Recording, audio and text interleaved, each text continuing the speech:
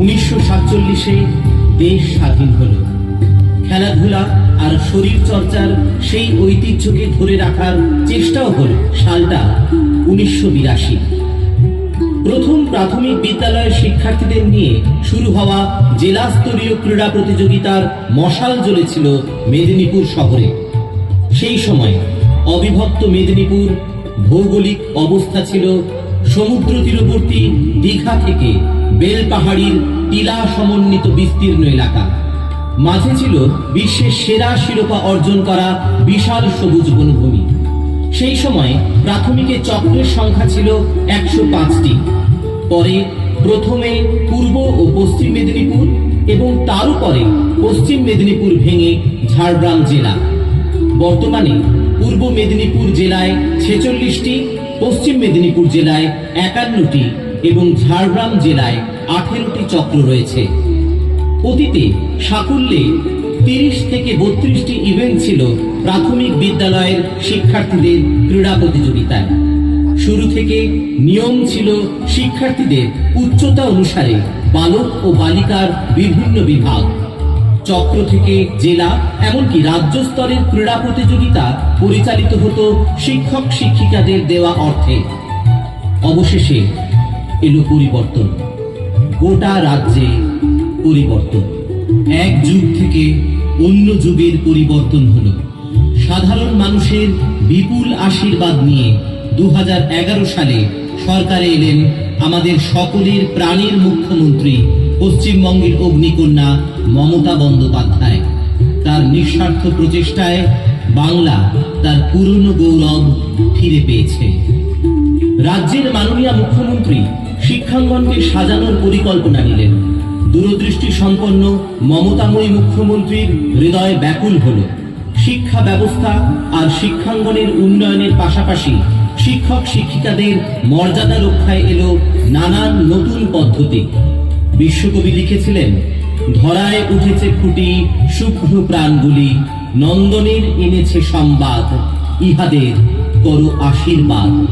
কবির এই অমোঘ উচ্চারণকে স্মরণে রেখে শিক্ষাক্ষেত্রে এলো নানান পরিবর্তন, যার রূপকার আমাদের মাননীয় মুখ্যমন্ত্রী মমতা বন্দ্যোপাধ্যায়। শুধু নামে নয়, তিনি যে প্রকৃত মমতাময়ী, সেই কারণে স্কুলমুখী শিশুদের খালি পা তাকে ভাবিয়েছিল। বই, ব্যাগ, মিড ডে মিলের পাশাপাশি কচি কচি খালি পায়ে জুতো পরানো হলো। পরিবর্তন এলো ভবিষ্যৎ প্রজন্মের শরীর চর্চার অন্যতম পূর্ব শর্ত খেলাধুলায়। পরিবর্তিত বাংলায় শিক্ষক শিক্ষিকারা অর্জন করলেন এক অন্য অভিজ্ঞতা। শিক্ষা, সংস্কৃতি এবং ক্রীড়া ক্ষেত্রকে মজবুত করতে শুরু হলো সরকারি অনুদানের যোগান। চক্র থেকে জেলা নয়, 2013 থেকে শুরু হলো চক্রস্তরীয় ক্রীড়ার পর মহকুমা স্তরীয় ক্রীড়া প্রতিযোগিতা। রাজ্যের মাননীয় মুখ্যমন্ত্রী মমতা বন্দ্যোপাধ্যায় মহোদয়া এবং শিক্ষামন্ত্রী অধ্যাপক ব্রাত্য বসু মহোদয়ের সৌজন্যে এবার 2025-এর জেলা স্তরীয় ক্রীড়া প্রতিযোগিতা অনুষ্ঠিত হচ্ছে পুরোপুরি সরকারি অর্থানুকূল্যে। প্রাথমিকে ক্রীড়ায় আগে ছিল বালক ও বালিকাদের 3টি বিভাগ, ক, খ এবং গ। ইভেন্ট ছিল 75 মিটার, 100 মিটার এবং 200 মিটার দৌড়, শাটল দৌড় বা আলো দৌড়, দীর্ঘ লম্ফন, উচ্চ লম্ফন, হাঁড়ি ভাঙা এবং লৌহ বল নিক্ষেপ। পরে যুক্ত হয় জিমন্যাস্টিক্স। রাজ্যে পরিবর্তনের পরই এসেছে শ্রেণীভিত্তিক অর্থাৎ বয়স ভিত্তিক বিভাগ। যুক্ত হয়েছে মুখ্যমন্ত্রীর প্রিয় ফুটবল ছোঁড়া, যোগাসন ইত্যাদি। এখন শিক্ষার্থীদের 3টি বিভাগের জন্য মোট 38টি ইভেন্ট রয়েছে। আরো আনন্দের বিষয়, দীর্ঘদিন বন্ধ থাকার পর এবছর আবার শুরু হয়েছে জেলা স্তর পর্যন্ত সাংস্কৃতিক প্রতিযোগিতা, অঙ্কন এবং আবৃত্তি প্রতিযোগিতা। আগামী দিনে এই ইভেন্ট আরো বাড়ার ইঙ্গিত দিয়েছেন পশ্চিম মেদিনীপুর জেলা প্রাথমিক বিদ্যালয় সংসদের মাননীয় সভাপতি মহাশয়।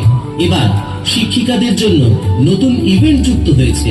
আগে ছিল শিক্ষিকাদের গুলি চামচ দৌড়, এবার যুক্ত হয়েছে মিউজিক্যাল চেয়ার।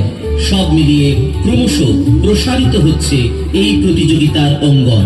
এখন শিশু শিক্ষার্থীদের জন্য মোট 33টি ক্রীড়ার বিষয় এবং সাংস্কৃতিক ক্ষেত্রে 2টি বিষয় অন্তর্ভুক্ত হয়েছে। রয়েছে শিক্ষক শিক্ষিকাদের জন্য 3টি ইভেন্ট। আর চন্দ্রকোনা রোডের এই স্টেডিয়ামও রাজ্যের মাননীয় মুখ্যমন্ত্রী মমতা বন্দ্যোপাধ্যায়ের দেওয়া এক অনন্য উপহার। আসুন মাননীয় উদ্বোধক, সম্মাননীয় অতিথি, বিচারক মণ্ডলী এবং শিক্ষক শিক্ষিকা ও শিক্ষা প্রশাসনের সঙ্গে যুক্ত সকলের আন্তরিক প্রচেষ্টায় সাফল্যের শীর্ষে উন্নীত করি আমাদের প্রিয় পশ্চিম মেদিনীপুর জেলা প্রাথমিক বিদ্যালয় সংসদের পরিচালনায় আয়োজিত 44তম বার্ষিক ক্রীড়া ও সাংস্কৃতিক প্রতিযোগিতাকে। এটাই আমাদের শপথ।